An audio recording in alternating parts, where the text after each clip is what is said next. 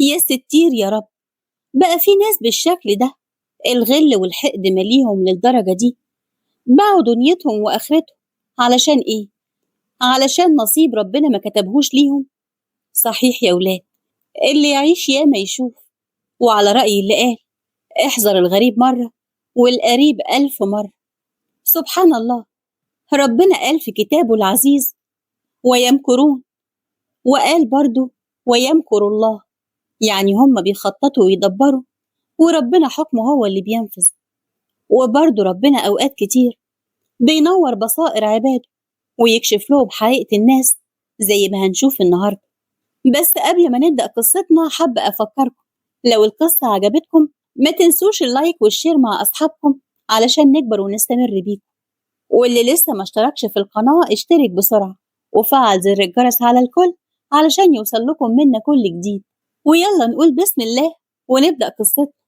كانت خارجة من الشغل وباصة في الأرض بإحراج من الصوت اللي بينده عليها قدام اللي رايح واللي جاي. مانيش عارفة ازاي ده جريبك يا دعاء والله. أني لو منيكي أتبرى مني، خصوصا بعد اللي عمله معاك. ليه وش يجيلك لغاية هنا؟ وخصوصا إنه ماشي طول الطريق ينده عليك من غير ما يراعي إن إحنا في الشارع وقدام شغل. لازم توقفيه عند حد، ما ينفعش كل شوية يجي هنا ويعمل اللي بيعمله ده. وإنتي كمان ما ينفعش تسكتي، ده ممكن يطلع عليكي سمعة بطالة. سيبك منه وامشي، هو بينده على دعاء، واني وانتي ماشيين لا التفتنا ليه ولا بصينا عليه. أي حد معدي أكيد هيقول عليه عبيط علشان محدش بيرد عليه ولا بيعبره.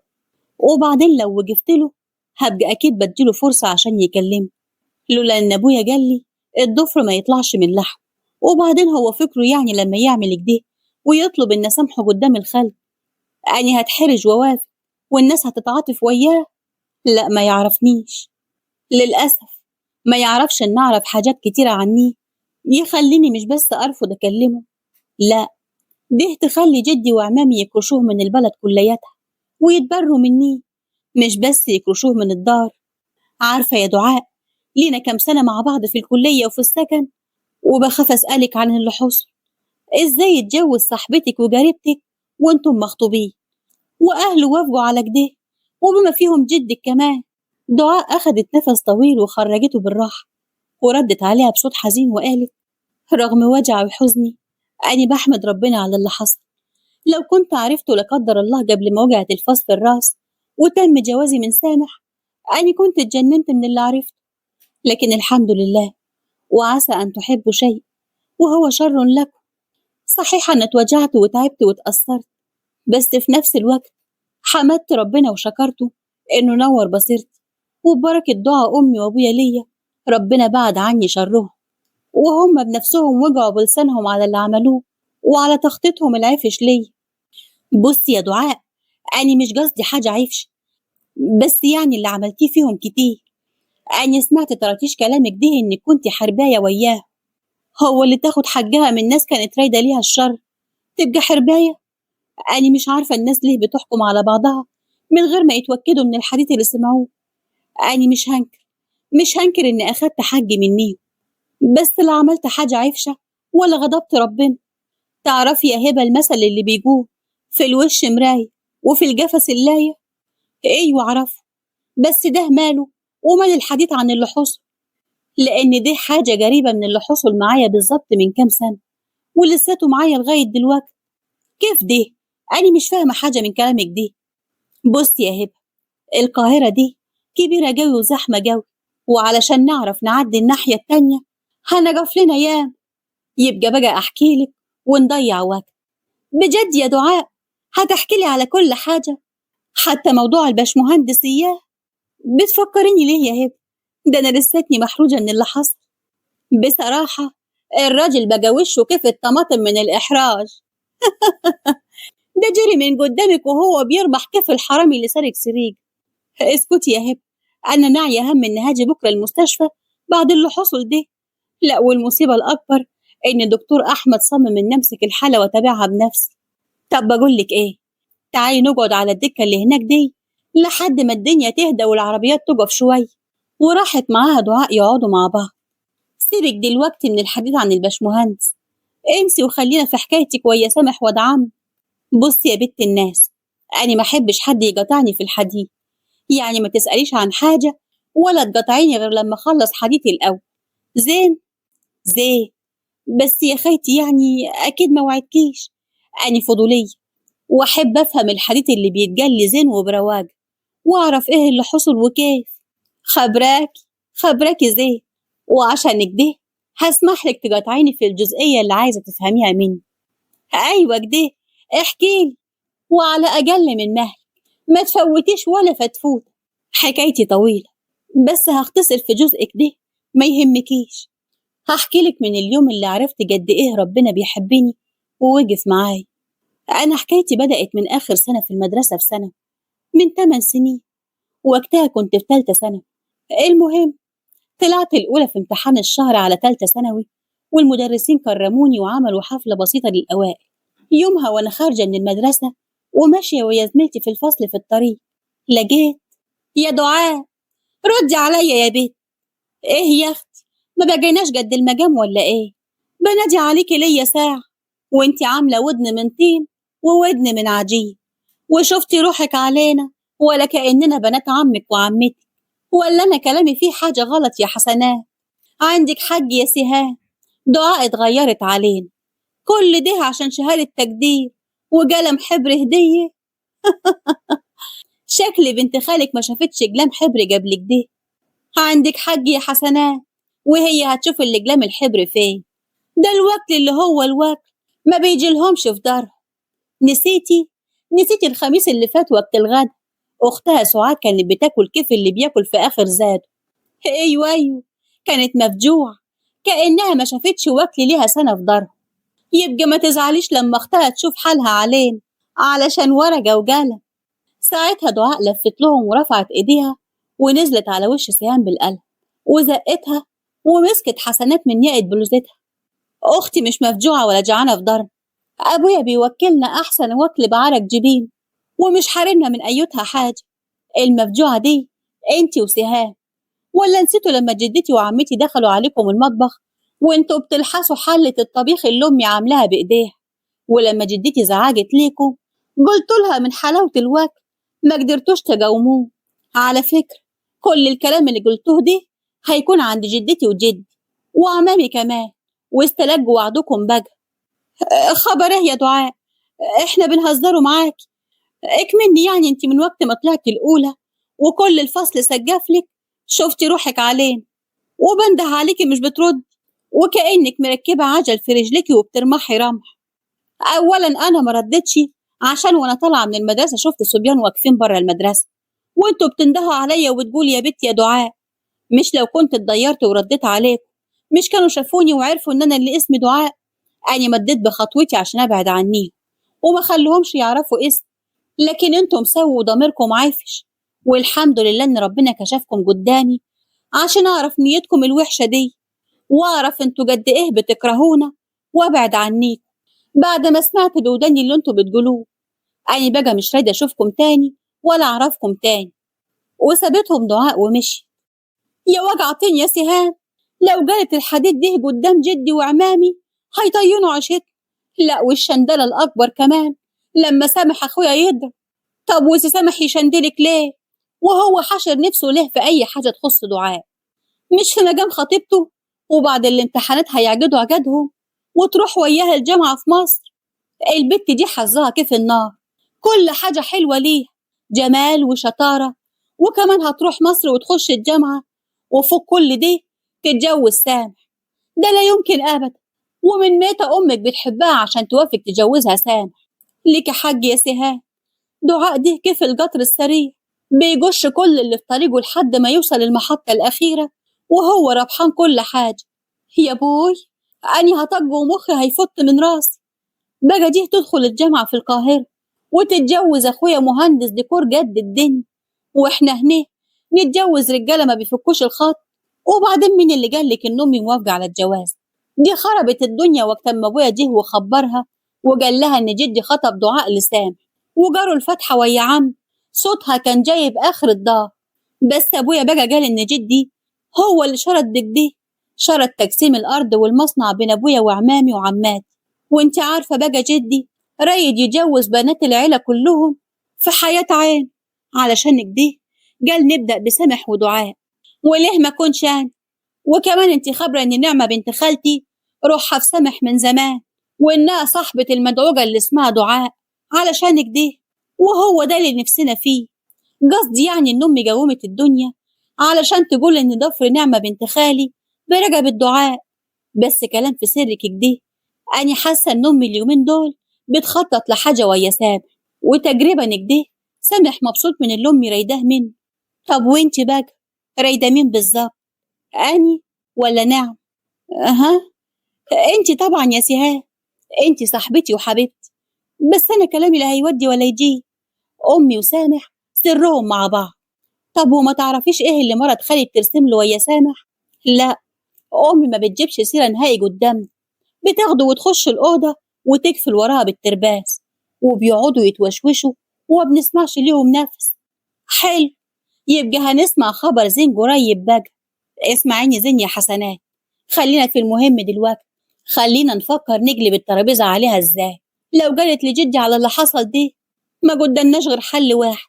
نطلع دلوقتي على جدي في المنظرة أنا وإنت، ونلحقوه قبل منيها، ونقول له إن هي عايرتنا إن إحنا بنعيد السنة، وإنها شاطرة وبتطلع الأولى، وما يشرفهاش إنها تمشي معانا، وإن إحنا مفجوعين وما بنشبعش من خير جدي. مخك كيف إبليس يا بنت خال. يلا يلا نرمح على المنظرة قبل ما تعود دعاء من دار.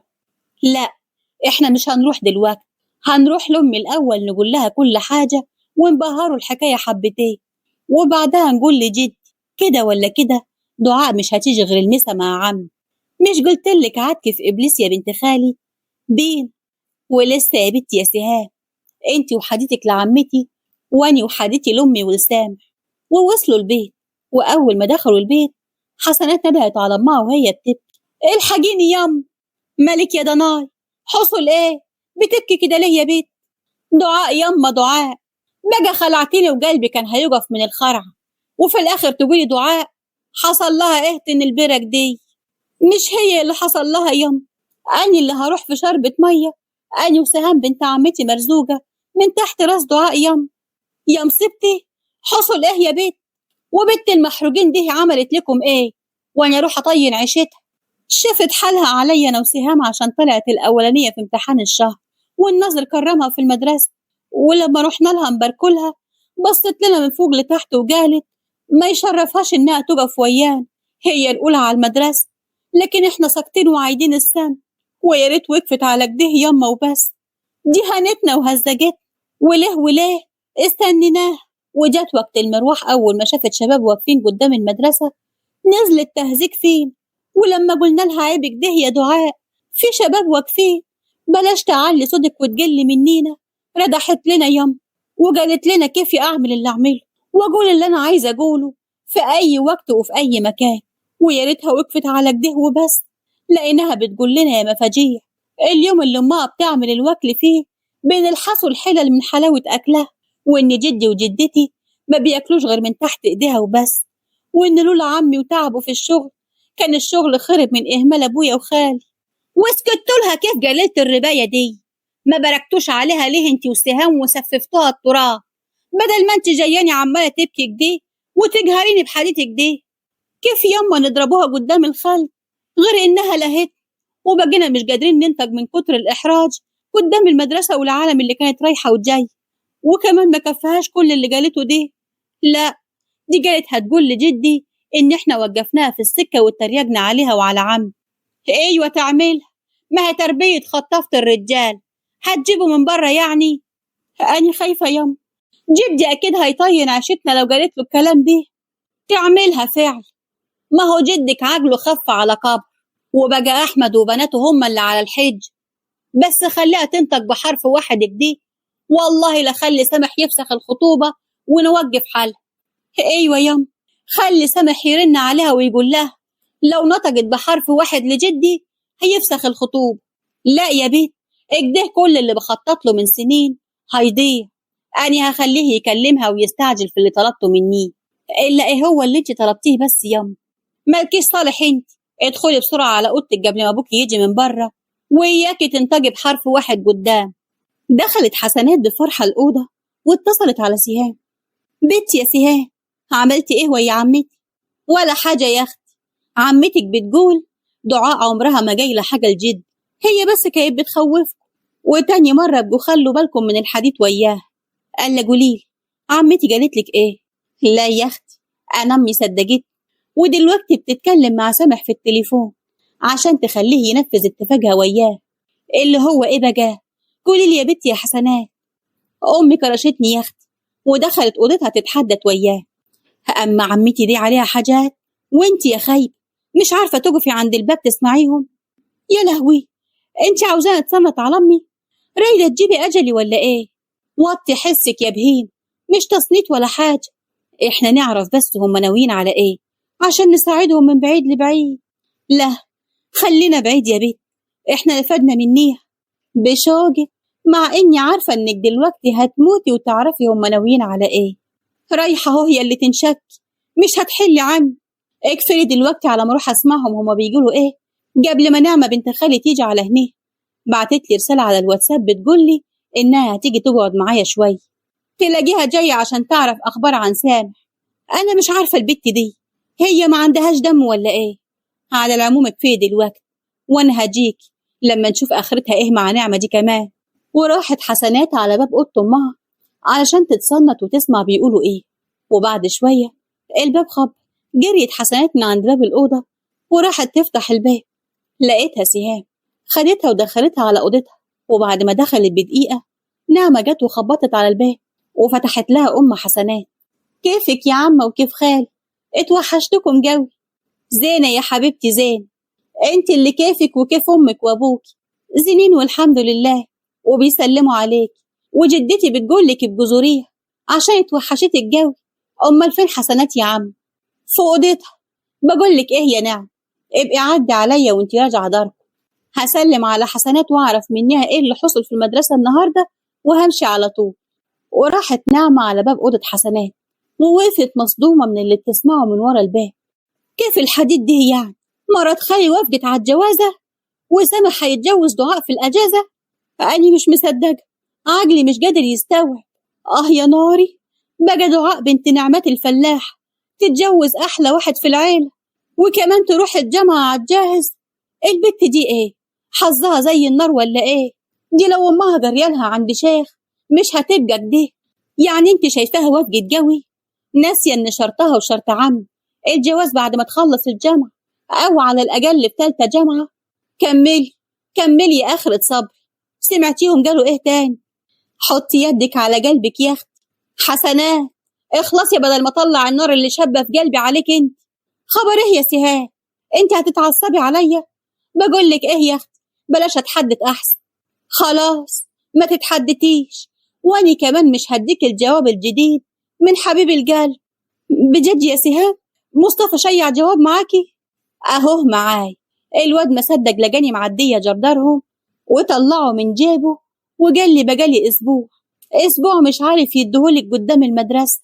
مدت حسنات ايديها عشان تاخد الجواب من سهام، لكن سهام رجعته بسرعه وقالت لها لا يا حلو، واحده بواحده. سامح جاي بكره الصبح وبين كده متفق مع دعاء يتقابلوا بعد المدرسه ويعزمها على الوكل في المطعم علشان يقنعها انهم يكتبوا الكتاب في الاجازه والجواز يبقى قبل الدراسه. وجدي موافق، واقنع عمي بان سامح يقنع دعاء. يا خرابي، هيتجوزوا؟ ما تخافيش كده، أنا متوكدة إن سامح مش بيحب دعاء، ده بيكرهها، بس هو بينفذ حديث أمي وياه. وبصراحة كده هو قال لي لولا شرط جدي الجواز قصاد الورث ما كانش فكر يتجوز دعاء، مع إنها يعني أجمل بنت في العيلة، بس أمي أقنعته كيف معرفش. وبعدها كل لما نتجمع في دار جدي يجرب منيها لحد ما حبته واتعلقت بيه. لولا العجربة أمها أقنعتها بالجواز بعد ما تخلص دراسة. أيوة يعني لما انتي واخواتك بتاخدوا المزعودة دعاء وتطلعوا على السطح وتنزلوا وتسيبوهم لوحدهم، كان غرضهم تسيبوهم لحالهم يعني؟ ساعتها نعمة اتضايقت من اللي سمعته وخبطت على باب الأوضة. طب اصبري كده يا أختي وفهميني، انتي عرفتي الحديث ده منين؟ انت سمعتيهم يعني ولا حد جالهول؟ ولا تكونيش مخاوية مرة واحدة؟ ما هو مش طبيعي يعني يا اختي اللي حكيتيه ده. بصي يا هبة، كل حاجة هتعرفيها في وقتها، بس علشان أرضي فضولك وحيرتي ومخك ما يوديش ويجيب. عارفة المثل اللي بيقول غلطة الشاطر بألف؟ أهو جزء من الكلام ده وصلني بكده، والنص التاني سعاد أختي هي اللي عرفته، وربنا هداني للي عملته بعديها. سعاد، شوقتيني جوي يا دعاء. كملي الله يخليك. سعاد ربنا بعتها لي في الوقت المناسب، لولا هي بعد ربنا أنا كنت ضعت فيها. اللي حصل ايه دي؟ سهام هنا؟ كيفك يا سهام؟ وكيف خالتي؟ اهلا يا نعم، كيفك وكيف خالتي واخوات؟ زينين الحمد لله. طب ما انت زين اهو، ما جيتيش المدرسة ليه النهاردة؟ راحت عليا نوم، وقلت ما فيش دروس مهمة النهاردة، واللي هيفوتني والأستاذ يشرحه في الدرس أبقى أعرفه من حسنات. خسار، راحت عليك الحفل. حفلة تهدي أوائل الطلب. خسارة يا أخت، كان نفسي أشوف فرحتك وصاحبتك بتتكرم وواخدة الجايزة الأولى. صاحبتي؟ وجايزة إيه دي؟ قلم حبر وشهادة تقدير، أخدتهم صاحبتك دعاء. كيف ما قالتلكيش؟ ده واحدة غيرها كانت عرفتك أول ما خدته. دعاء اتكرمت النهاردة وطلعت الأولى؟ أنا كنت متوقعة إنك انت كمان تطلعي الأولى ولا التانية بالكتير. اتصدمت لما ما سمعتش اسم، قلت كيف يعني نعمة ما تطلعش من الأوائل وهي ودعاء بيذاكروا سوا؟ صح يا حسنات، أنا كمان قلت كيفك كده، قلت نعمة هتطلع من الأوائل، بس اتصدمت لما عرفت إن نعمة ما طلعتش مني. ده معناه إن نعمة جابت مجموع صغير ولا ما عدتش في الامتحانات. لا وانت الصدق، ده معناته إن صاحبتها غدرت بيها وإنها حلت وجاوبت على الامتحان إجابة غير اللي اديتها لنعم. أيوة بس دعاء ما ساعدتنيش ولا غششت، أنا حليت بمجهودي. مجهودك يا بنت خالتي؟ ده على أساس إن إحنا مش عارفين إنك مصاحبة دعاء ليه؟ مصاحبها علشان بنت خال. طب ما هي طول عمرها بنت خال، وإيش عجب يعني لما جدي خطبها لسامح أخوي؟ قصدك إيه بحديدك ده يا حسنات؟ وبعدين أني ودعاء صحاب من وإحنا عيال صغيرين، أني حتى فرحت لها جوي بخطوبتها من سامح، وأني اللي شجعتها إنها توافق لما خدت رأي. يعني دعاء بتاخد رأيك في اللي يخصها؟ ايوه، كل حاجة، ما بتعملش حاجة غير لما بتشرب. يمكن. قصدك ايه بيمكن دي؟ ولا حاجة، أنا مصدقة حديثك دي، بس بصراحة يعني ما اعتقدش ان دعاء بتقولك على كل حاجة. نتراهن لو انت عايزة. ساعتها حسنات سمعت صوت امها وهي بتنده عليها، سكتوا كلهم وخرجت حسنات لامها بسرعة، وبعد كده رجعت لنعمة وقالت لها نعم، أمي بتقولك يلا، هي جاهزة ومستنياكي برا الدار علشان تروح وياكي لجدتي. ساعتها نعمة بصت لسهام وقالت لها بكرة تشوفي وتسمعي بودنك وتعرفي كيف دعاء بتاخد رأيي في كل كبيرة وصغيرة. ومشيت نعمة وراحت على بيتها، وأول ما وصلت اتصلت على دعاء. ألو، أيوة يا دعاء، ما اتصلتيش يعني عليا واطمنتي وشفتني غبت من المدرسة النهاردة ليه؟ آسفة يا نعمة والله، أصلي حصل موقف بايخ وأنا راجعة من المدرسة واتضايقت منه ورجعت تعبانة ونمت، ولسه صاحية من النوم على صوت تليفونك دلوقتي. موقف إيه اللي زعلك كده؟ بعدين لما أشوفك هبقى أحكيلك. طمنيني عليك انت، عاملة إيه؟ وليه ما جيتيش المدرسة النهاردة؟ راحت عليا نوم وقلت أريح النهاردة. بقولك إيه يا دعاء، إيه رأيك بكرة بعد المدرسة نروح نشتري فستان جديد ليه؟ ساعتها دعاء بصت لتليفونها اللي بيرن في ايديها ورجعت حطيته على ودنها تاني. بقولك ايه يا نعم، ثواني بس هرد على سامح اشوفه عايز ايه وبعدين هرجع اتصل عليك. وقفلت مع نعمة وردت على سامح. السلام عليكم، كيفك يا دعاء؟ عاملة ايه؟ وحشاني جوي. كيفك انت يا باشمهندس؟ انا بقيت كويس بعد ما سمعت احس، ما تعرفيش انا كنت مشتاق لك قد ايه. اسمعيني زين يا دعاء، انا نازل اجازة صغيرة 48 ساعة، ايه رأيك نخرج مع بعض لأي مكان تختاريه بعد المدرسة؟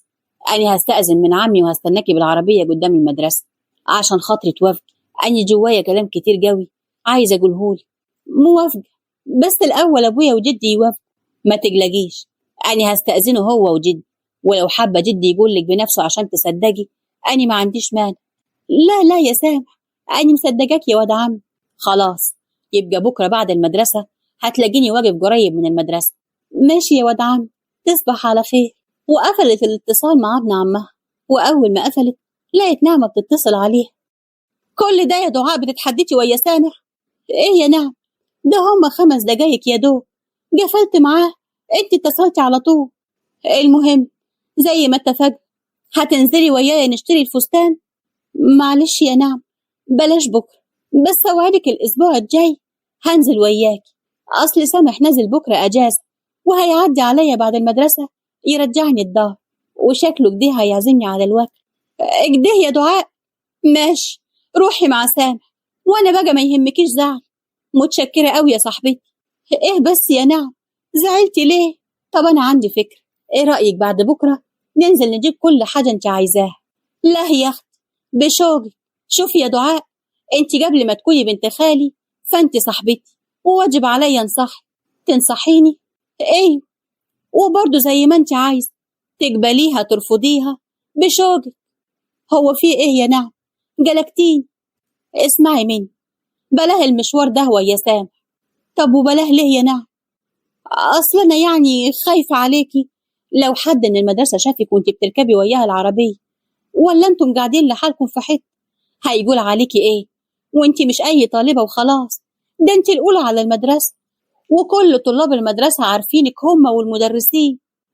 ايوه بس ده واد عم، وفي حكم خطيبي. واد عمك اني وانت اللي نعرفه، انما باقي المدرسة هيعرفوا منين؟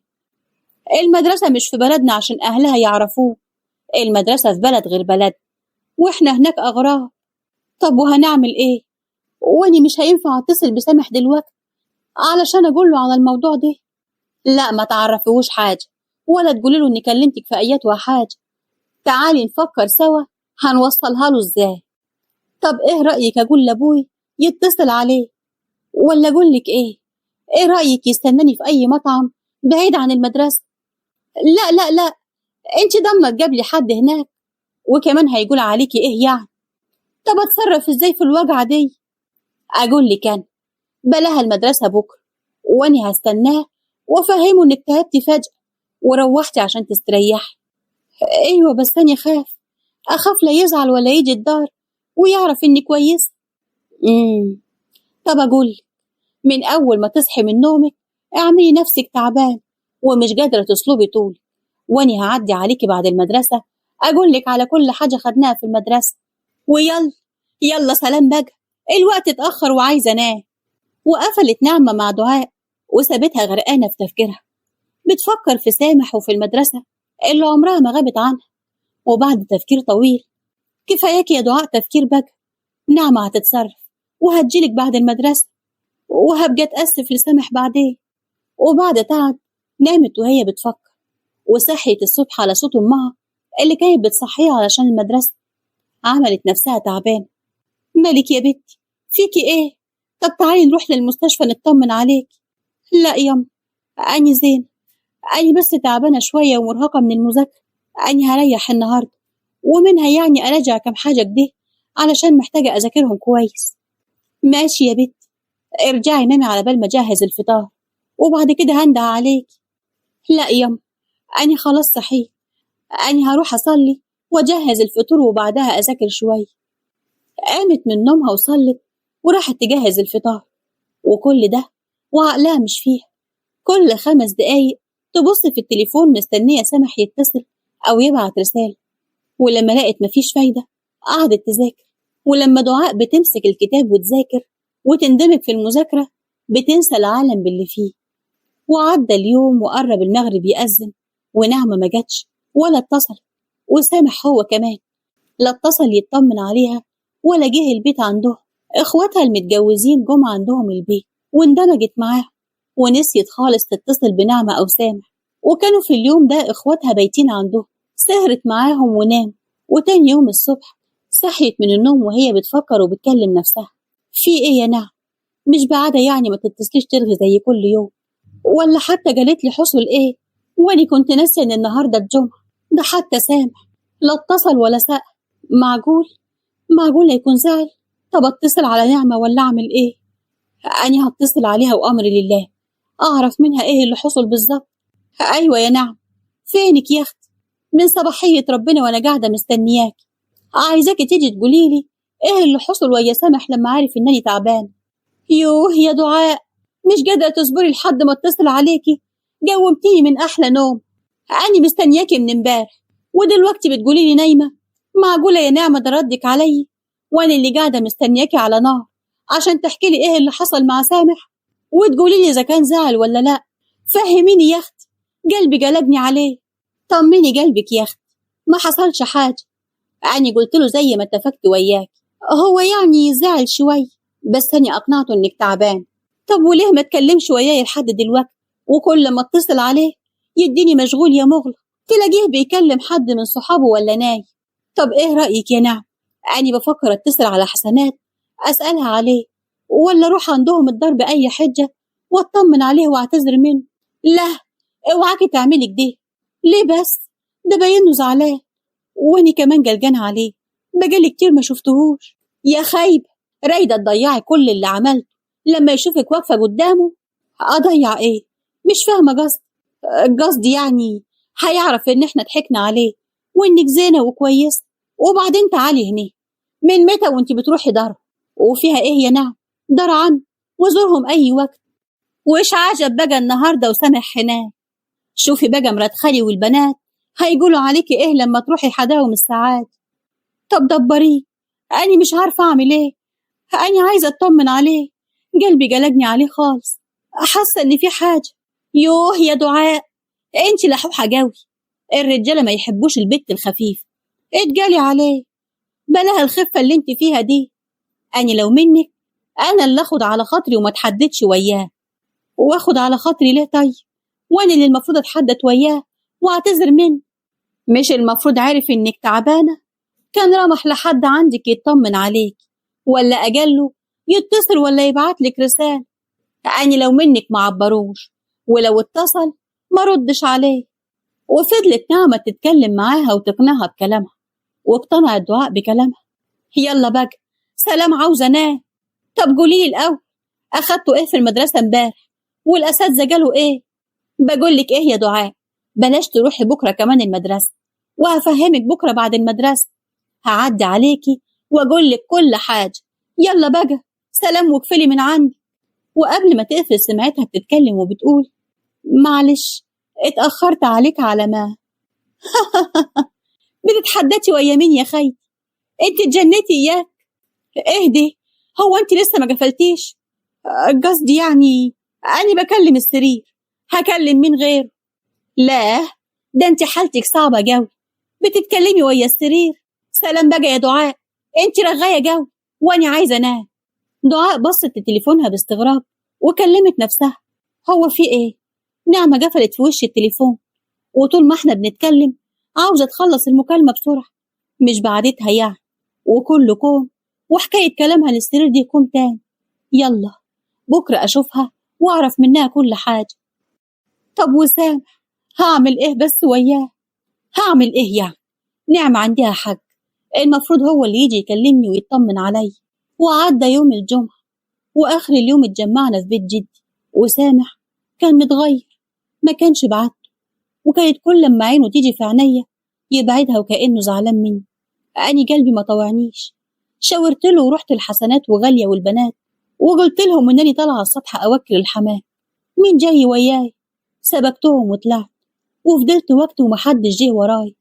وبعد شوية لقيت نعمة طالعة وبتقول لي: بقولك إيه يا دعاء، سامح لمحته وهو جاي على هنيه، لو قالك رايد يقعد معاكي لحالك ارفضي، وقولي له لازم أنا أكون معاكي وما فوتكيش لحالك أبدا.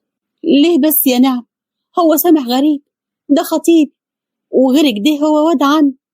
افهميني يا دعاء، أنا مش رايدة حد يشوفك ويا سامح ويقول حاجة كده ولا كده. كلامك غريب يا نعم، طول عمرنا بنطلع فوق السطوح وسامح بيطلع ورانا ومحدش كان بيقول حاجة. أصل يعني بصراحة بقى أنا ما كنتش عايزة أقولك وأزعلك. بصي يا دعاء، المرة اللي عدت سمعت حديثك ده بس من غير ما تسألي يعني من مين. سمعت إنك بتتعمدي تطلعي فوق السطوح بحجة الحماة علشان تجابلي سامح، وأوقات يعني بيحصل بينكم تجاوزات، وقبل ما تنطقي أنا مش هقول مين اللي جه، بس لازم أن تسمعي كلامي كويس وبلاش تكوني في مكان واحد مع سامح. اتخضت دعاء وتوترت من اللي سمعته. بس الكلام ده كده ما حصلش. انت هتقولي لي أني يا دعاء؟ هو لو أني كنت صدقت الكلام ده كنت جيت حذرتك. على العموم يا أختي سيبك انت، سامح زمانه جاي دلوقتي، اوعاكي تقولي له حاجة وبعدين أني هفهمك على كل حاجة. لا يا أختي، وعلى إيه؟ أني روح دارنا أحسن، وبكرة في المدرسة ابقي فهمين. أيوة كده أحسن، روحي وأني هقول له إنك تعبان. ونصيحة مني يعني بلاش تروحي المدرسة اليومين دول علشان يعني نسبق الموضوع. طب ومال المدرسة ومال الكلام ده يا نعم؟ أنا مش حابة أغيب وتروح عليا الدروس. يوه، أنت كده يا دعاء الواحد تهمه مصلحتك وأنت رايدة تضيعي كل حاجة عشان حاجة تافهة زي دي. يا أختي كل اللي هيفوتك هعرفهولك وهديكي ملخصات الدرس بتاعتي كمان. لفوا هما الاتنين على صوت طالع من عند السلم. نعمة قالت لها بسرعة بسرعة يا دعاء، يلا عدي على سطح بيتكم قبل ما سامح يوصل لهنا وحد يشوفكم مع بعض ويقولوا كلامهم الوحش ده عليكم. ساعتها دعاء بصت للسور وقالت أعدي ازاي بس؟ داني ممكن أقع تنكسر رجبتي. أني هتدرى ورا الباب، وأول ما اللي طلع يجرب من هنا أني هنزل بسرعة من السلم من غير ما حد ياخد باله. يوه، اعملي اللي انت عايزاه، أني عملت اللي عليا وانت حر. بس همي يلا ارمحي جنب الباب بسرعة، شكل اللي طلع خلاص جرب يوصل. جري الدعاء ووقفت عند الباب، وأول ما اللي طلع على السلم دخل وقبل ما تعرف هو مين نزلت بسرعة. وأول ما وصلت لتحت مرات عمها أم سامح قربت منها وقالت لها نازلة من على السطح بترمحي ليه يا دعاء؟ ومالك كده مش على بعض؟ أها، لا مفيش حاجة، أصلا بحب أنزل السلم جري، مفيش حاجة حصلت واصل. نازلة بترمحي من السطوح وواد عمتك رجب فوق على السطح وتقولي ما حصلش حاجة؟ ده حصل حاجات ومحتاجات وأني مش هسكت أبدا. لا والله ما شفت رجب ولا لمحت، أني حتى وكلت الحمام ونزلت بسرعة ورجب ما شفتوش. ما تحلفيش يا أخت، أني أخدت بالي كل ما نيجي هنيه كلنا تتسحبي وتطلعي على السطوح ورجب يطلع بعد مين، تغيبي شوية وتنزلي ترمحي وهو بعدك ينزل ويقول رايح على دار خاله ويسلم عليه ويقعد وياه شوية قبل ما يروح الشغل. واني مالي بالكلام ده يا مرات عم؟ أنا اللي بشوف رجب ولا بتحدث وياه يطلع السطح يروح يسلم على أبوي ماليش صالح. بعد إذن أنا تعبانة ورايا مذاكرة كتير. مذاكرة؟ طيب يا أخت روح وأنا بقى هعرف موضوع رجب ده إيه. مشيت دعاء بسرعة وهي بتكلم نفسها هو إيه المصايب اللي بتجي للواحد دي يا وجع سودا؟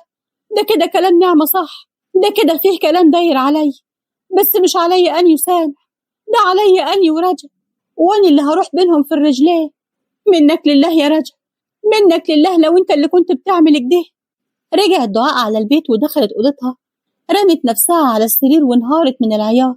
دخلت عليها أختها وقالت لها مالك يا دعاء بتبكي كده ليه كفالة الشر؟ مفيش يا سعاد، أني بس بطني وجعاني شوية. من إمتى؟ تعبانة من إمتى؟ وما قلتيش ليه لأمي ولا ليه؟ كنا وديناكي للدكتور يكشف عليك. أني هنده على أبويا وأمي ونروح للدكتور دلوقتي. لا أني بقيت زين، الموضوع مش مستاهل يعني، أني هريح شوية وهبقى زين. قولي لي مالك يا دعاء بدل ما انت بتلفي وتدوري كده؟ أني سمعت كلامك مع مرات عم وكنت لسه هرد عليها لقيتك جريتي من قدامها. ازاي تسكتي للولية السو دي وتجري كده؟ عاوزة نعمل ايه يعني؟ ما هو كلامها طلع صح. نعمة كانت ويايا قالت لي انها سمعت تراكيش كلام بان طلوعي للسطوح وراه ان كله من اللي اسمه رجب البو ده وعمايله اللي شبه وش. لا، الكلام ده فيه حاجة مش مظبوط، وخصوصا كلام مرات عم. الولية دي كيادة. اسمعيني زين يا دعاء، بكرة تروحي مدرستك وسيبك من حديث نعمة دي وسامح ابن أمه دي، لو فيه الخير كان جه واطمن عليك ولا حتى رن عليكي ولا على أبوي. سامح أكيد زعل، هو جاي مخصوص علشان وفي الآخر ما قابلتوش. يا ريتني ما كنت سمعت كلام نعم. بالعكس ده أحسن حاجة عملتيها يا دعاء، وبرضه رغم إن نعمة وراها حاجة وأني مش هسكت غير لما أعرفها. بس نصيحتها دي زين وعندها حق. الناس تعرف منين إن سامح واد عمك وخطيب؟ وبعدين لو صح اتحدت ويا ابوي واستأذن منيه زي ما بيقول يا زكي، يبقى ابويا ما جاش وقال لك ليه؟ ولا سألك حتى رحتي ولا ما رحتيش؟ من متى ابويا بيوافق اساسا على خروجنا مع حد؟ تصدقي صح يا دعاء، ابوكي ما حدتنيش ولا قال لي رحتي ولا سأل في اي حاجه. بس سامح قال ان هو قال، وقال لجدي كمان. ايه بس اللي هيخليه يكذب؟ عارفه يا سعاد، اني محتار. في حاجه جوايا بتقولي اتصل بسامح واعتذر مني، وفي نفس الوقت حاجه تانية بتقولي لا، لو بيحبك ورايدك صح زي ما انتي بتحبيه كان جلج عليك وجه جري لما عرف انني تعبان، لما نعمة قالت له كده. بس برضه اني بدور له على عذر واقول ان عنده حق ياخد على خاطره ويزعل. يزعل ليه؟ بصي يا دعاء، محمد واد عمتك لما رانيا اختك تعبت ووجعت وهي راجعه من المدرسه وسهام اخته جالت قدام وكان يا دوب متقدم لها، عمل ايه؟ مش جه جري عشان يطمن وجاب وياه زياره كبيره؟ وحتى لما ما حصلش نصيب بسبب البو اللي اسمها سهام دي، جه بنفسه واعتذر وقال انه ما عندوش حظ وربنا مش بيحبه علشان ما خدش رانيا. وقتها خبر زين ابويا قال ايه لرانيا؟ قال لها انها خسرت راجل لانه حبه ليها ظاهر، لو ما كانش بيحبها وبيعزها ما كانش جه بنفسه وقال الكلمتين اللي قالهم دول. شفتي بقى الفرق بين سامح وبين محمد؟ انت غاليه يا دعاء، واللي ما يقدركش ويخليكي فوق راسه ما تعبرهوش. بس أنا بحب سامح وقلبي وجعني عشان زعلان، بقول لك جاي مخصوص عشان يقعد وياه وأنا خذلته. ليه حق يا سعاد يزعل؟ بالله عليكي قولي لي أصالحه إزاي؟ وبعدين تقارني سامح المتعلم البشمهندس خريج الجامعة بمحمد واد عمتك الجاهل اللي كلمتين بين سهام ورانيا خليه يفشكل الجواز ويكتب على بنت عمه في نفس الأسبوع. أنا معرفش حبيتيها على إيه، بس هقولك تعملي إيه. بكرة تروحي مدرستك عادي وبعدين هيبان كل حاجة، وسيبي بقى الباقي علي. وتاني يوم رحت المدرسة متأخر، وأول ما دخلت لقيت نعمة واقفة مع البنات. انت هنا يا نعم وانا مستنياكي من بدري، وكل ما اتصل عليكي يديني مشغول. اهدي، أنا فكرتك هتغيبي النهاردة كمان، أصلك ما قلتيش إنك جاية المدرسة. طب يلا يلا يلا على الطابور قبل ما الأبلوات يشوفونا ويزعجولنا. مشيت معاها، والغريب إنها سبقتني وما مشيتش ولا وقفت جنبي طول الطابور. حتى وإحنا داخلين الفصل قعدت في مكان تاني بعيد عني. كل ده كان بالنسبة لي عادي. وبدأت الحصة والمدرس كتب على السبورة كلمة اختبار. يلا يا بنات ابدأوا حلوا الاختبار اللي هديهولكم ده، معظمه في الدروس اللي قلت لكم تراجعوها الحصة اللي فاتت. وبدأ يوزع ورق علينا، واكتشفت إن هو جاي لأن في اختبار ونعمة ما قالتليش. أنا اتوترت وخفت يجي حاجة مش مذاكراها، بس الحمد لله كل الأسئلة أنا كنت مذاكراها كويس جوي الحمد لله. حليت وسلمت الورقة وعدى اليوم وكل ده ونعمة متجنباني. حتى لما رحت عاتبتها إنها ما قالتليش على موضوع الامتحان. بقى كده يا نعمة ما تقوليش إن فيه امتحان واتفاجئ بالشكل ده. أني نفسي كنت ناسي وما ذاكرتش، واديك اهو جاوبتي وسلمتي ورقتك أول واحدة. عاوزة إيه تاني؟ قالت كده ومشيت وسابت. حتى وإحنا مروحين قالت لي أني هروح الحمام أظبط لبس، استني في الحوش على بال ما أخلص. وفضلت مستنياها لحد ما كل الطلبة والمدرسين مشوا. قلقت عليها، رحت على الحمامات جابلني الفراش وقال لي إنه لسه جاي يتمم على الفصول والحمامات ومحدش موجود جو. اتصلت عليها، انت فين يا نعم؟ أنا بقالي ساعة مستنياك ورحت الحمام ما لقيتكيش. أنا روحت من بدري طلعت وما لقيتكيش واقفة، قلت إنك أكيد استعوجتيني ومشيتي. رجعت البيت وحكيت كل اللي حصل لسعاد أختي اللي قالت لي أقطع دراعي إن البت البو دي وراها حاجة.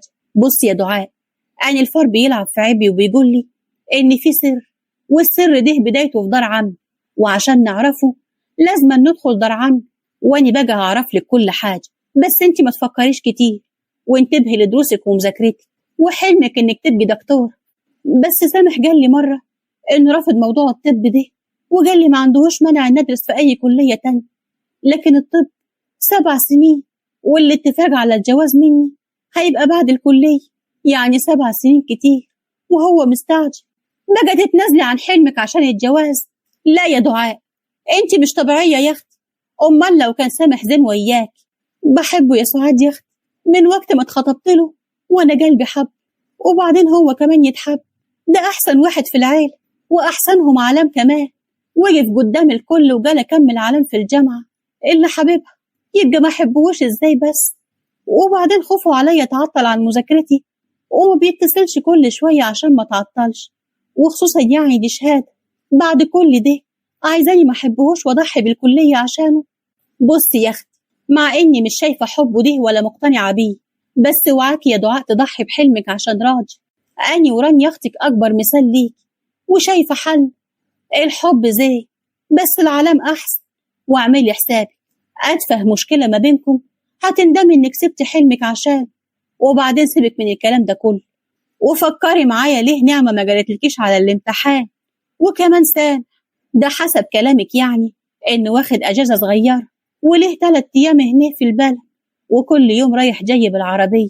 وبرضك حسب كلامك انه زعلان مني، ليه بقى ما اتصلش وعاتبك او حتى اطمن عليك؟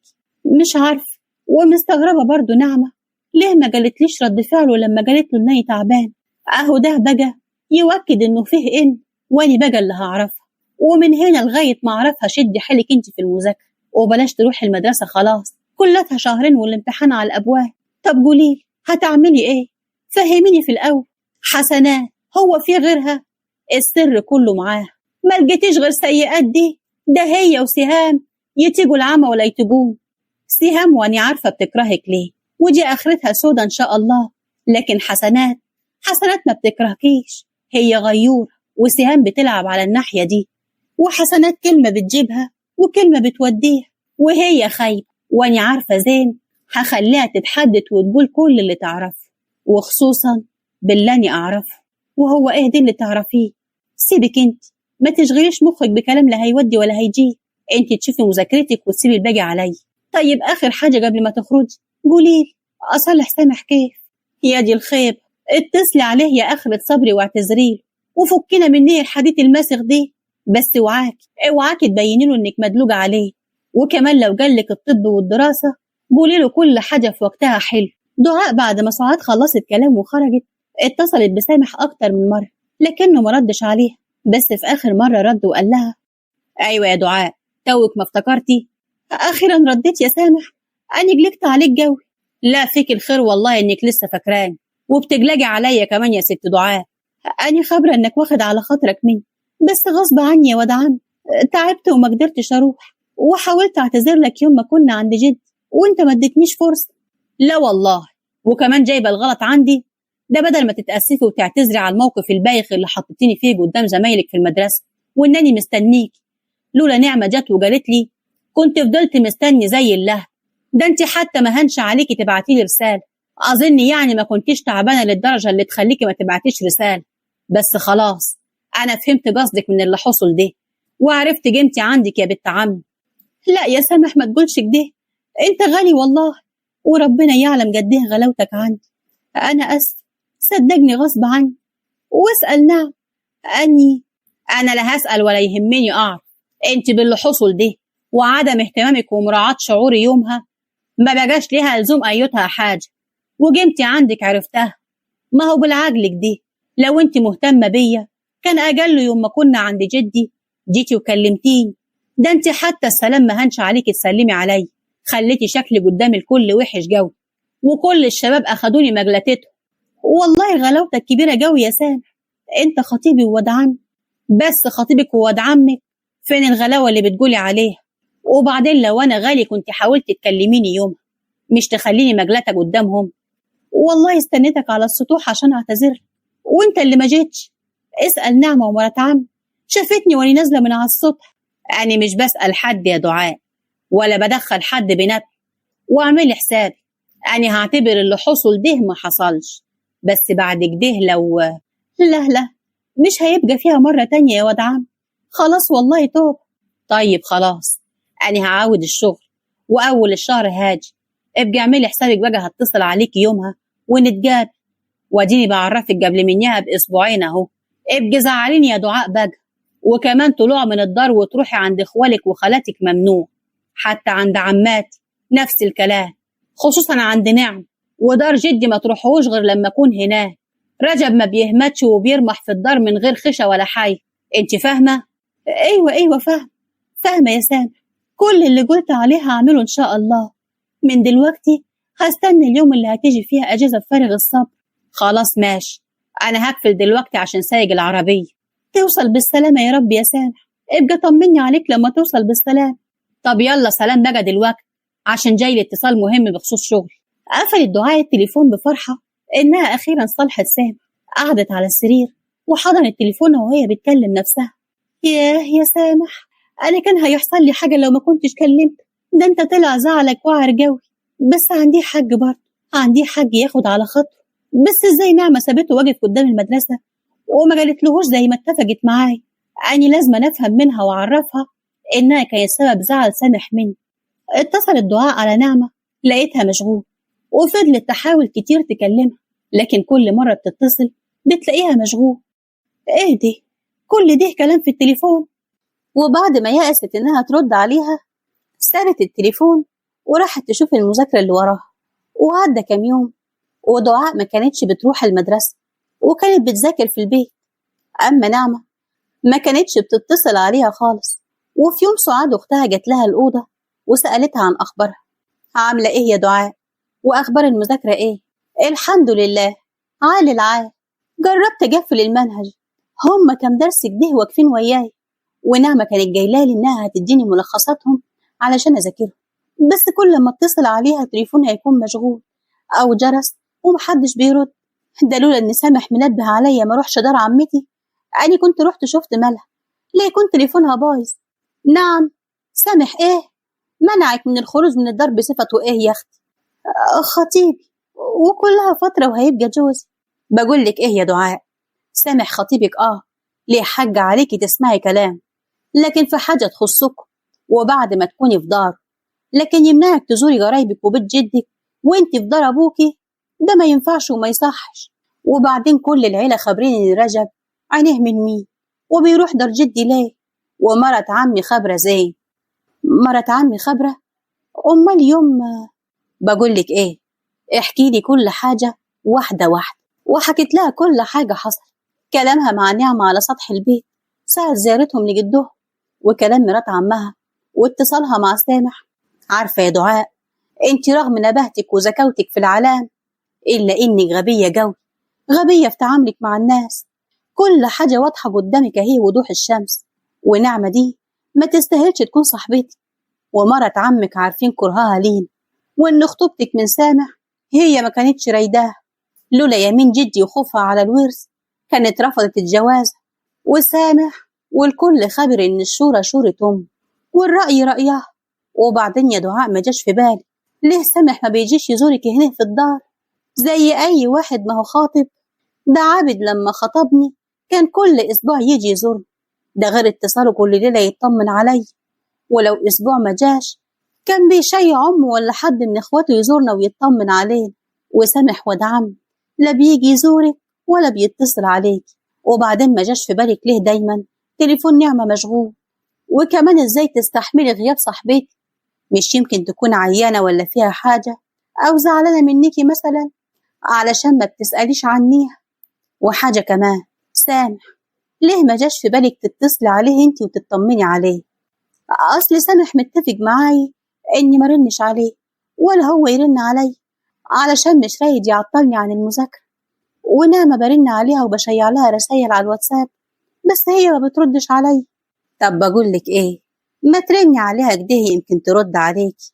اتصلت دعاء على نعمة لكنه اداها مشغول زي كل مرة. اهو التليفون مشغول. اصلاني وانا جاية هنا كنت شايفاها ماشية مع مرات عمي وبتتكلم في التليفون. طب سيبك من نعمة واتصلي على سامح بأي حجة. لا ممكن يزعل. لا مش هيزعل، ده هيفرح جوي انك بتطمني عليه. اتصلت دعاء على سامح اداها برضه مشغول. تليفون سامح مشغول. طب ارجعي رني على نعمة دي. ليه عاد؟ ردني بس. اتصلت تاني على نعمة اداها برضه مشغول. ايه مشغول؟ طب وده ما لفتش نظرك لحاجة؟ قصدك ايه يعني؟ اسمعيني زين يا دعاء يا اختي، تعرفي ليه نعمة متغيرة وما بتردش عليكي؟ ده غير انها بطلت تيجي عندي بعد ما كانت واخدة السكة جياسة رايح جاي عليكي. في دي عندك حق. اسمعيني زين يا دعاء، وبرضك يا اختي بكرة الأيام تثبت لك صحة كلامي ده. في ايه يا سعاد؟ وغوشتيني. سامح ونعمة بيتحدثوا ويا بعض، وقبل ما تقاطعيني وتقولي لا، انت شفتي بنفسك اهم انهم مشغولين مع بعض. حاجة تانية، نعمة اتغيرت وياكي من يوم ما جدي خطبك لسامح. نسيتي يومها قالت لك ايه؟ وكانت بتقنعك انك ترفضي لولا يمين جدك وابويا قالك دراستك قصاد موافقتك. ايوه فاكرة. أنا حتى لما اتعلقت بسامح كانت كل شوية تقول لي عيب وما يصحش، وهي برضو اللي أقنعتني إن أنا أعمل عيانة وما أروحش ويا سامح. اسمعي بقى اللي هقولهولك دي. سامح بعد اتصالك عليه دلوقتي واتصالك على نعمة هيرن عليكي ويقولك أي كلام، بس لازم تعرفي إن نعمة برضك هتتصل عليكي وتقولك إن تليفونها يا بايظ يا أمها بتتحدث وياه أو حد من إخواتها. حاجة كمان، هترن عليكي كل يوم وسامح هو كمان علشان حاجتين اتنين. أول حاجة يبعد عنك أي شك من ناحيته هو ونعم. تاني حاجة علشان لعبة هيلعبها مع نعمة لعبة؟ قصدك ايه؟ وعرفتي منين؟ هقولك كل حاجة عشان تعرفي حقيقة سامح ونعم وسر موافقة مرات عمي على الخطوبة، مع إنها بتكرهني وبتيجي العمى ولا الطجمة. قولي يا سعاد، أنا قلبي وجعني بكلامك ده وعقلي بيقول لي حاجات جت في بالي دلوقتي. حاجات زي إيه بقى؟ فاكرة يوم قريت فتحتي أنا وسامح، يومتها أنا كنت رايحة أوضة ستي وجدي أجيب لستي الشاي، سمعت مرات عمي بتقول لحد زي ما عمل وقت خطوبته ليكي هعمله في بيته، بس وقتها هيتوجع مرتين، مرة لما بنته تتوجع ومرة لما يطاطي راسه وسط البلد والناس بتحكي وتتحاكى عن واد أخوه اللي ساب بنته يوم كاتب كتابها. شاف عليها إيه ولا حصل إيه خلاه يسيبها. يا مصيبتك السودا يا دعاء، سمعتك ده وعديتيه كده بالساهل، ما قلتيش لا لأمي ولا لأبوي ولا لستك. انت ايه يا بنت، غبية ولا جارين عليك؟ ما جاش في بالي يا سعاد ان الحديد ده عليا. وبعدين يومها كانت بالزغر وكل شوية تقول لي يا مرة ولد، ولما سمعت الكلام بتاعها دي ما جاش في بالي انها بتتكلم عليا. عشان هبلة يا اخت، نسيتي ان عمتك حكت لنا زمان على سر زعل جدي من ابوي وانه قعد سنين ما يدخلهوش لا المصنع ولا الدار الكبير لانه سب التعم ومرضيش يتجوزها وفشكل الجوازة وصمم يتجوز امي. قصدك يعني مرات عم بترد لابوي عملته في اختها؟ طيب ليه؟ واحنا ذنبنا ايه؟ وقصدها ايه من انها توجع ابوي وتطي راسه في البلد؟ دي بقى ربنا كشفها هي وابنها. فهميني يا اختي، أنا عقلي هيشت. رجب واد عمتي وزيارته لينا كل يوم والتاني وطلعوا للسطوح وانت هناك، الكل خبر انك بتروحي دار جدك توكلي الحماه. تاني حاجة سامح وطلبوا انه يجابلك بره الدار وتركبي وياه العربية قدام زمايلك في المدرسة والمدرسين وترجعي وياه في المسا وألف واحد يشوفك وياه والناس ملهاش غير الظاهر، راكبة وياه العربية لوحدك وراجعة المسا. وبرضك ده كلام وياك لما قالك هيعدي عليكي اجازته اللي جايه وياخدك وياه في العربيه، ما قالش هيجيكي الدار، قالك هيعدي عليكي بعد المدرسه. طيب وقصدها ايه بتوجع دي؟ قصدها تعلقك بسامح وحبك ليه. فهمتي قصدها ايه؟ وبعدين احمدي ربنا ان غيرت نعمه ولعبتها جت في مصلحتك بدل المره اتنين، مره على السطوح ومره العزوم، ولساتها لحد دلوقتي في مصلحتك.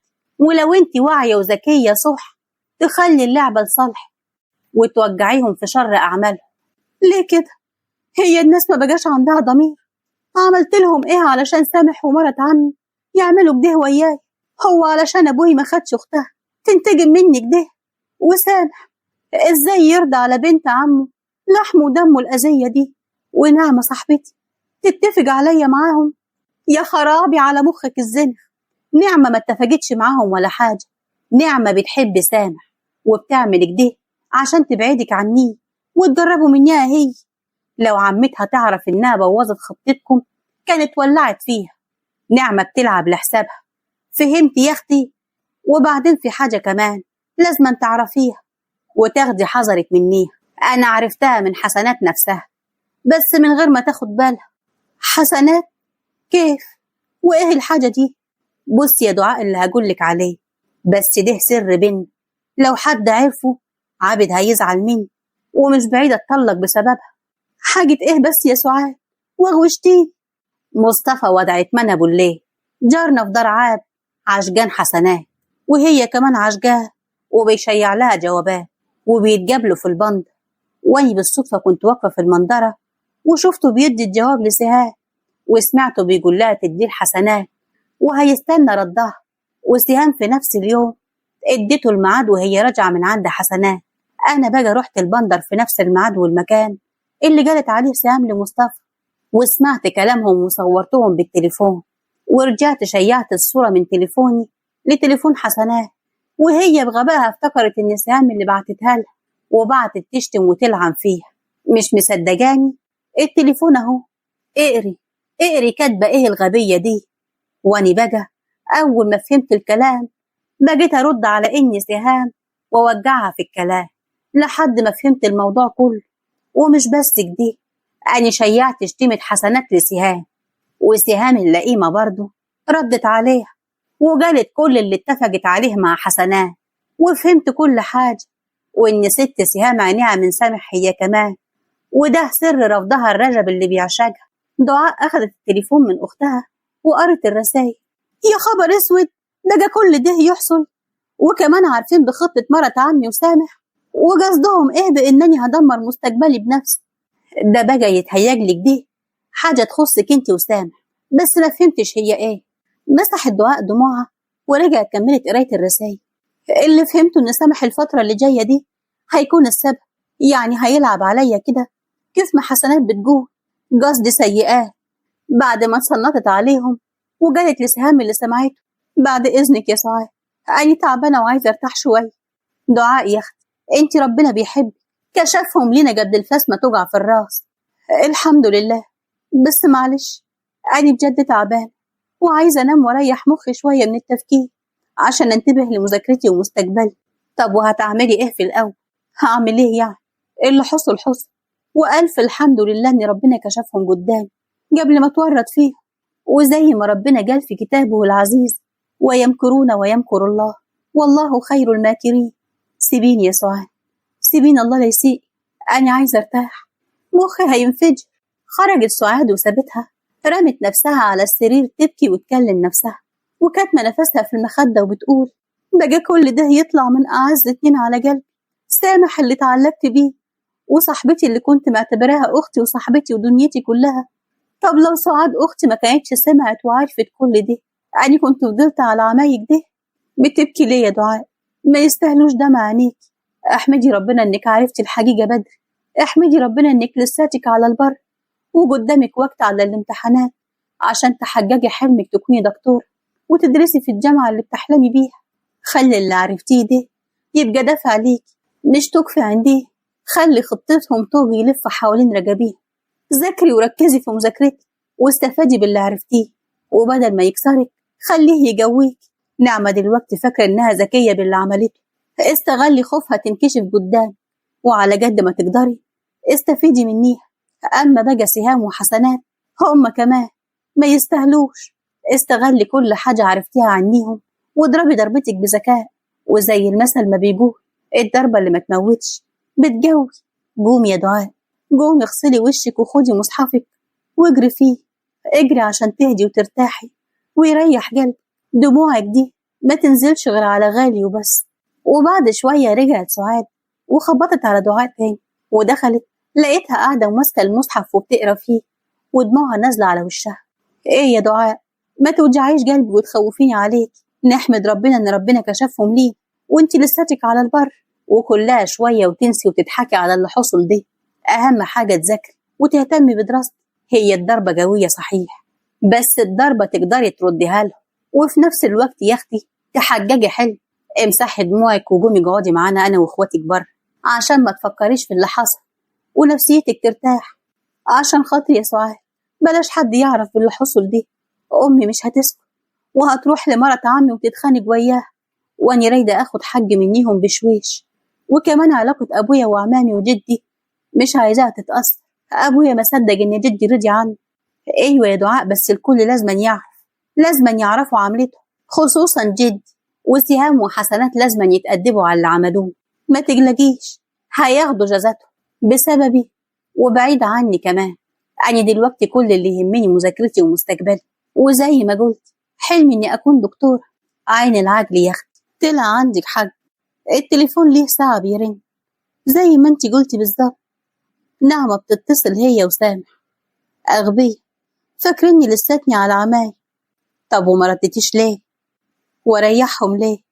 خليهم اجديها على نار، ومليون فكرة توديهم وتجيبهم. ولما اهدى وافكر زي كيف اخد حقي منيهم ابقى رد. وحجتي معاي، مرة نمت بدري، ومرة التليفون كان صامت، ومرة التليفون مع عمي وكده، لحد ما رجلهم خالص. شاطرة يا اختي، شاطرة. ربنا يكملك بعقل ويريح بالك وتحققي حلمك يا رب. عدى اسبوع ودعاء دموعها ما بتبطلش، قلبها بيتعسر من الحزن كل ما تفتكر اللي حصل. في يوم وقفت وقالت لنفسها بقى هو ده وعدك لحالك يا دعاء؟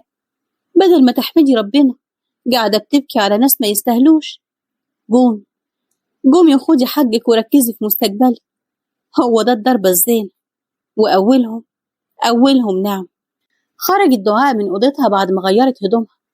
بقول لك ياما، بعد إذنك يعني أني هروح دار عمتي علشان نعم. أصلي هاخد منيها ملخصات أذاكر منيها، وكمان في كام حاجة كده واقفة معايا هراجع معاها عليها. السعادة يا دعاء هتروحي لها الدار؟ أنا كنت بخبز مع عمتي وقالت إن نعمة الأستاذ خالد جاي لها الدار النهاردة علشان يديها الدرس. لو رحت دلوقتي مش بعيد يفكروا إني قلتلك. هي نعمة بتاخد الدرس في الدار، ما بتروحش المجموعة. ما تقلقيش ياما، أنا مش هتأخر، مسافة السكة هاخد منها الملخصات واجي على طول. ماشي يا بت، روحي أهو تغيري جو بدل حبستك في الدار دي. ولو رايدة تاخدي درس انت كمان تجاوبي بيه مذاكرتك أقول لأبوك. لا ياما، الحمد لله مش محتاجة، وكمان يعني مرتب أبوي يدوب على جد، أنا مش عاوزة أحمله هم مصاريف دروس. ومشي الدعاء وراحت لنعم. وهي ماشية في الطريق كانت بتكلم نفسها، كمان بتكدبي علي وبتقولي بتاخدي في المجموع وانت بتاخدي الدرس خصوصي في البيت. وماله يا نعم، حسابك تجي معاي، وديه أول ضرب. أستاذ خالد شرحه لا يعلى عليه، هستغل إنه عندك دلوقتي وأسأله على كام نقطة كده مش فاهماها ويقولهم لي بالمر، وهم يقولوا اللي يقولوه. ووصلت دعاء على بيت عمتها، وأول ما وصلت وخبطت نعمة فتحت لها، وأول ما شافتها ارتبكت وفضلت تتهته في الكلام. دعاء، إيه اللي جابك؟ قصدي يعني فينك يا دعاء؟ أنا كنت بتصل عليكي ما بترديش علي. أنا كنت ناوية أجيلك النهاردة بعد المغرب عشان أطمن عليك. لساتك فاكرة تجيني؟ على العموم تليفوني بايظ والشاشة بتاعته مش بتفتح، وانت عارفة بقى الظروف ما تستحملش أصلحه، وأنا اتوحشت قلت أجي أشوفك وبالمرة أخد الملخصات اللي قلتلي عليها. أصل في حاجات كتيرة قوي مش فاهماها ومش عارفة أفهمها، عشان يعني مني غبت كتير عن المدرسة. شكلك ده مش هعدي في المواد دي. الملخصات؟ أيوة. طب بصي، روحي انت واني شوية وهجيلك على الدار واجيبهم لك وياي. بقى دي تفضلي بتاعتك يا نعمة، ده بدل ما تعزمي عليا أدخل ونتحدث سوا. ده احنا لينا أكتر من أسبوع ما شفناش بعض. ده حتى عمتي ممكن تزعل إني جيت لحد هنا وما سلمتش عليها. أصل يعني أصل إيه وفصل إيه؟ وسعك ده لما أروح أسلم على عمتي، وبراحتك لو مش عايزة تديني الملخصات. دخلت جوه الدار وسمعت صوت بينده على نعمة من جوه، وفي نفس الوقت لقيت رجب أخو نعمة واقف بيقول لها جرى إيه يا نعم؟ هتنك واقفة كده والأستاذ جوه مستنيكي؟ ادخلي يا دعاء، ما انتش غريب. تعالي يا دعاء، أستاذ خالد هنا بيشرح لي الدرس، سلمي عليه على بال ما أجيب لك الملخصات من جوه.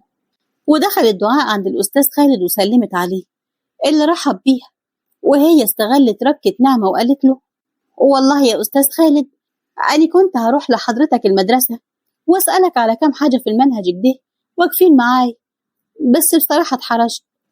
لا يا دعاء، انت بالذات أي وقت تعوزي فيه أيتها حاجة تجيلي طوال أو تتصلي بي، انت تستاهلي كل خير يا دعاء. أبوكي صاحبي وكتير وقف جاري وياما ساعدني في مذاكرتي زمان. ربنا يخليك يا أستاذ خالد. قوليلي بقى، إيه اللي واقف معاكي؟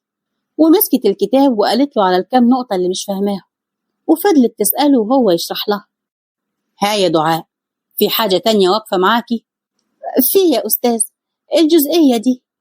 أيوة، عندك حق، الجزئية دي فيها لغز كده، وعشان تعرفي تحليه لازم تكوني فاهمة النظرية.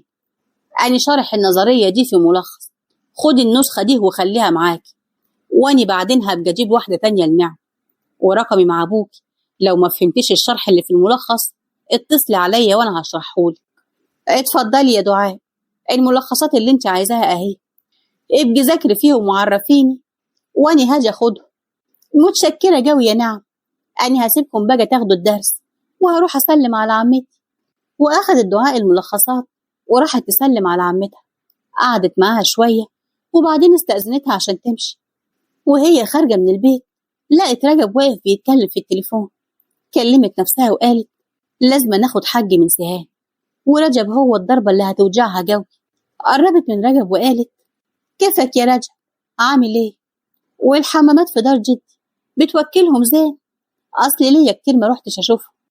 زينين جوي والحمد لله، واني زين برضه.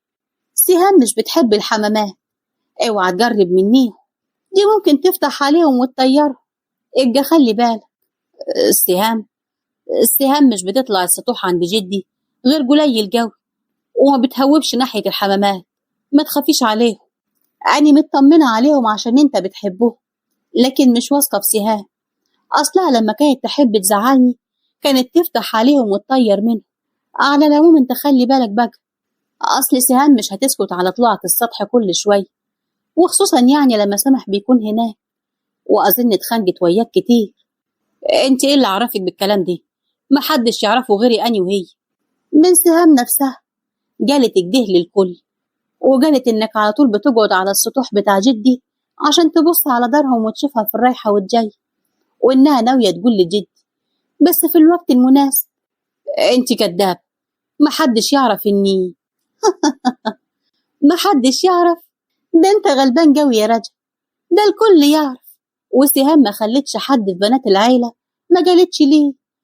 امال البنات طول القعدة بيضحكوا على مين؟ قصدي على ايه؟ مش بتاخد بالك من طلبات سهام منيك قدامهم، ولا قعدتها على السطح بتاع بيتهم كل يوم في عز الجيالة وتوقفك بالساعة؟ ده معناته ايه؟ يعني هي عارفة وبتتعمد تقف، ومش بس هي، دي حسنات وكل بنات عمامي عارفين. دي سعاد أختي نفسها بتطلع سطح دارها تبص عليه بعد ما سمعت البنات وهم بيضحكوا.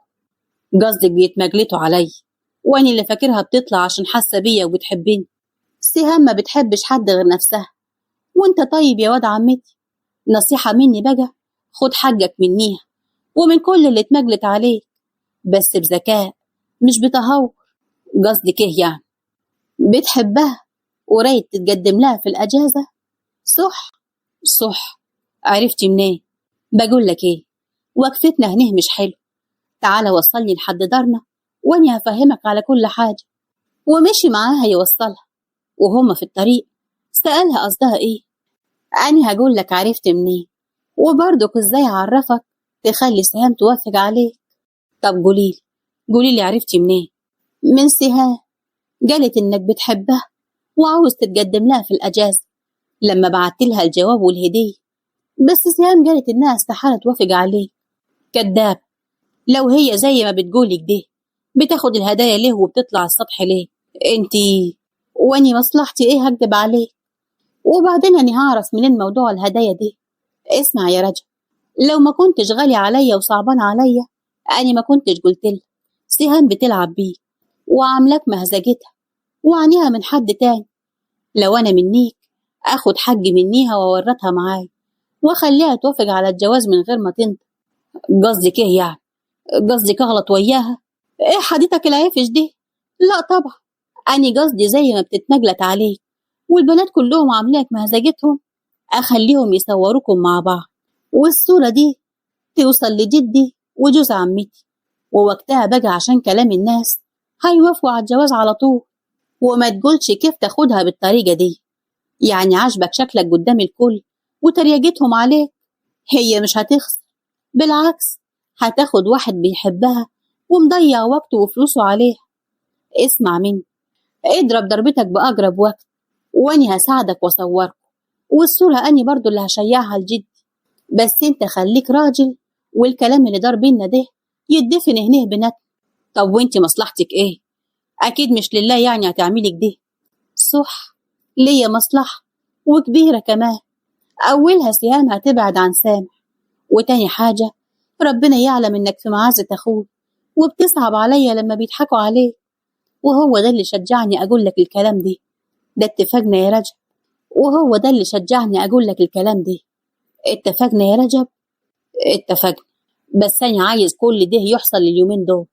سهام لازم ما تدخلش الامتحان، لو دخلت مش هتوافق مهما حصل وهتتحجج بالكلية. الوقت اللي تقول عليه هننفذ على طول. بكرة في نفس ميعاد طلوعي على السطح هستنى على سطح دار، وانت تصوري كل حاجة وتكوني على سطح بيت جدي قبل مني وتصوري كل حاجة، وعشان تطمن أني هجيب لها هدية وأخليها تفتحها عشان كل حاجة تبان في الصور. اتفقنا. سلام دلوقتي، وبكرة إن شاء الله هستناك على السطح، ويبقى جهز تليفونك وشحن. مشيت دعاء ورجعت على بيتهم ورمت الملخصات على السرير. لا يا دعاء، اوعاكي تتراجعي خطوة واحدة، حقك وهتاخديه منيها، اوعك تزعلي علشان ازعلي على نفسك وبس. اخلص من سهام وبعدها حسنات ونعمة بقى، ربنا يجوني عليها هي وسامح وعمتها الحرباي. وتاني يوم عملت دعاء اللي اتفقت عليه مع رجب، وصورت سهام ورجب، وبعد المغرب قابلت رجب واتفقت معاه على باقي الخطة، ونقلت الصور على تليفونها وبعتوا الصور لجدهم والأبو سهام والأخوها. رجب، لازم تمسح الصور دي من على تليفون، وبعدين لازم تستشهد بحسنات وبنات عمامي كلهم، وإنهم عارفين علاقتك بسهام وحبكم لبعض. حسنات دورها مهم جو، وأني كمان هشهد، بس خليني آخر حد، ده لو جدي قالك مين كمان عارف. ولو حسنات لعبت ونكرت قول لها بأمارة جوابات مصطفى اللي سهام بتوصلها لك وكافيتيريا النحل. مصطفى مين؟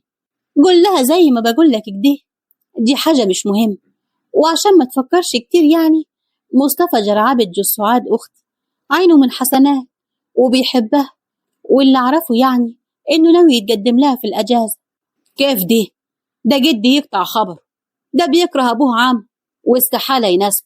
يا لهوي، ده حسنات تروح فيه، دي بتحبه وبيحبها.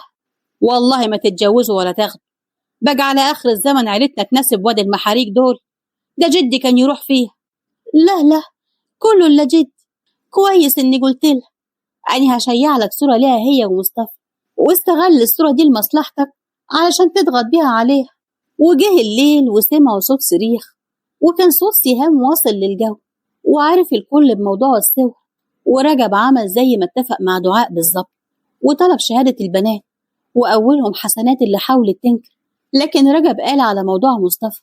الجد اتعصب ونزل بالكف على وش حسنات، وحلف يمين ما هي خارجة من البيت لغاية ما يتقدم لها أول عريس. وكتبوا كتاب سهام على رجب وقالوا إن الفرح هيكون بعد الامتحانات. يا لهوي عليك يا دعاء، بقى كل ده يطلع منيكي؟ ما تفتكريش إني سعيدة باللي حصل ده، بالعكس أنا قلبي وجعني جوي. أولا ما كنتش أحب أخد حقي بالطريقة دي، بس وقتها ما كانش قدامي غير كده. والله لو رجع بيا الزمن أنا ما كنت عملت كده، بس اللي مريح ضميري إن رجب بيحب سهام، ورغم اللي حصل ده كله ما زعلهاش ولا هنها يوم واحد. وحسنات اتجوزت راجل زي صحيح ما كملوش هما الاتنين عالمهم، بس كده كده هما مستواهم كان ضعيف وبياخدوا السنة في 2 و3. طب ونعمة وسامح أني وقتها انشغلت في الدراسة. سامح حاول يكمل لعبة وحاول إنه يعطلني عن مذاكرتي، وخصوصا بعد ما حسنات قعدت في الدار بقى يتصل بيا كل يوم بالساعات، وما يعرفش إني برد عليه وقت راحتي. أنا بحب أذاكر من بعد الفجر للصبح، ومن بعد العصر للعشاء، وبالليل بنام.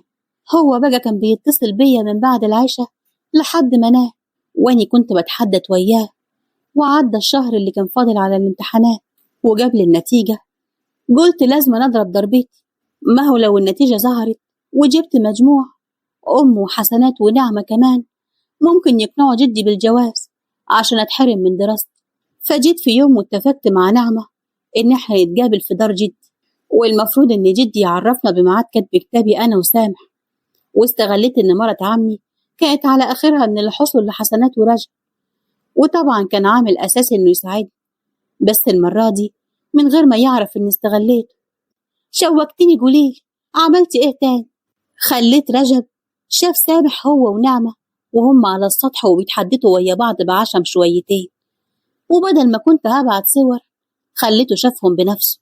ومرت عمي عشان تمنع الكلام وابنها حبيب قلبها ما ينضربش ولا يحصل له حاجة، قالت إن سامح بيحب نعم، وقالها كتير، وعمي عارف كمان، بس علشان زعل أبويا ضغط على سامح. وأنا بقى عملت فيها البت المجروح اللي كرامتها عندها بالدنيا، وبوست على يد جدي يوافق على كتب كتاب نعمة وسامح، لأن استحالة أتجوز واحد بيحب غيري، وبكده أبقى جوزتهم لبعض وخلصت من الجوازة دي. اهدي، وهو فين انتقامك منيهم دي؟ ده انت ساعدتيهم يكملوا مع بعض قصة حبهم. معرفش انت درستي طب ازاي. بصي يا اختي، هم كانوا فاكرين انهم كسروا ابويا وكسروني، وان دي اهانة لابويا في البلد. تاني حاجة فكروني اني زعلت واتوجعت على اساس يعني اني بحب سامح وهو اختار غيري وبيحبها. اتصدموا لما نجحت وطلعت الاولى على مدرستي ودخلت الطب وجامعة القاهرة، وكمان ما تأثرتش بجواز نعمة وسامح. بالعكس، شافوني بروح وباجي واطلع وادخل وصحتي زين، وهم الهم ركبهم. حسنات اتجوزت واحد بينا وبينه بلاد، ونعمة بتغير على سي سامح مني، وكل شوية عاملة مشاكل وياه وتغضب عند أهلها. ومرت عمي انجلطت لما شافتني حججت كل اللي بحلم بيه، وبيني وبينك كنت سبب أساسي في الجلطة دي، وبرضه من غير ما أخطط ليها ولا رتب ليها، وكله كان بالصدفة. طب وحصل إيه قوليلي؟ كنت معزومة على خطوبة رغدة صاحبتي في الكلية، وأنا هناك أخدتني أتفرج على شقة أخوها اللي بتجهز عيادة فيها، وقالت إني ممكن أشتغل معاها هي وأخوها ونعملها مستوصف. وأني بتفرج شفت نجاش شغال هناك، بس ما كنتش مصدقة إن هو سامح. قلت أكيد واحد شبهه. طلعت بسرعة قبل ما يشوفني وسألت رغدة، وقالت إنه اسمه سامح وإنه نجاش ومجول معروف في المنطقة. ولما دورت ورا الموضوع عرفت إن الباشمهندس سامح مش باشمهندس ولا حاجة، وإنه باش نجاش قد الدنيا، وكذب على جدي وعمي وطلع مفصول من الجامعة وما كملش دراسته. وأني بقى كنت حمامة السلام اللي عرفت مرات عمي، وهي يا حرام ما استحملتش إن حبيب قلبها يحصل له كده وكذب عليها. قامت طبة مشلولة في ساعتها. يا لهوي، ده انت ربنا بيحبك يا دعاء، وسعاد أختك كان ليها فضل كبير عليك، لولاها ما كنتش عرفتي كل ده، وممكن كنت اتجوزتي سامح كمان. الحمد لله، على قد ما اتوجعت وقتها على قد ما بدعي ربنا إنه نصرني ووقف وياي. صحيح أنا غلطت بانتقامي منيه، بس الحمد لله على كل حال. طب ليه سامح بيجيلك الشغل وبيطلب منك تسامحيه وترجعوا لبعض؟ لأكتر من سبب، أولهم إني برفض العرسان اللي بيتقدمولي، فاكرني لسه بحب. تاني حاجة فكرة انتقامه مني لسه مسيطرة عليه، وبرضه ما يعرفش إن أعرف حاجته وإنه باش نجاش، بس ناوية أعرفه إنني عارف عشان يبعد عني. طيب قلبك ما مالش لحد؟ قبل كام يوم لأ، لكن من كام يوم كده قلبي مال لواحد. صاحب الحضن إياه، الراجل من فرحته بنجاح عملية والدته ما كانش عارف يعبر عن فرحته. حضني وجه اعتذر كتير، وامبارح طلب رقم والدي واتقدم رسمي وطلب يد، وانا وافقت. مبروك يا دعاء، تستاهلي كل خير. الحمد لله، الحمد لله ان ربنا رضاني ووقف جاري، واتمنى ربنا يسامحني على غلطتي واني مشيت ورا انتقام. ان شاء الله هيسامح. ده جرايدك دول عجارب زي ما المثل بيقول، وانت كنت بتدافع عن الظلم اللي وجع عليك. لا يا هبه، اني معترفه بغلط. كان ممكن ابعد واسيب كل حاجه لربنا وما اتدخلش لا بخير ولا بشر، بس وقتها ما فكرتش غير اني عايزه اخد حقي وبس. وفي نفس الوقت ما كنتش هرتاح ولا يهدالي بال غير لما اخد حقي مني. تفتكروا بطلة قصتنا كان عندها حق انها تنتقم وتاخد حقها، ولا زي ما هي بتقول كانت سابت حسابهم لربنا؟ قولوا لي رأيكم في التعليقات. وزي ما بنقول إن مش كل الأقارب بيكونوا عقارب زي ما الناس بتقول. أوقات الأقارب بيكونوا سند في الدنيا وحنيتهم كبيرة، ومش معنى إن بعض المواقف حصلت لأشخاص بسبب ظروف معينة نعمم الموضوع.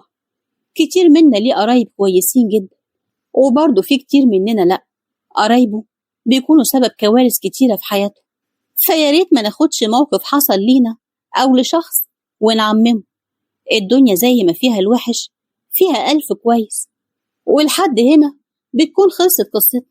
أتمنى إنها تكون عجبتكم، ولو عجبتكم ما تنسوش اللايك والشير مع أصحابكم عشان نكبر ونستمر بيكم. وما تنسوش تتابعونا على قناتنا على الواتساب وعلى صفحاتنا على الفيسبوك وعلى انستجرام. هسيب لكم اللينكات في صندوق الوصف، وأشوفكم إن شاء الله في قصة جديدة.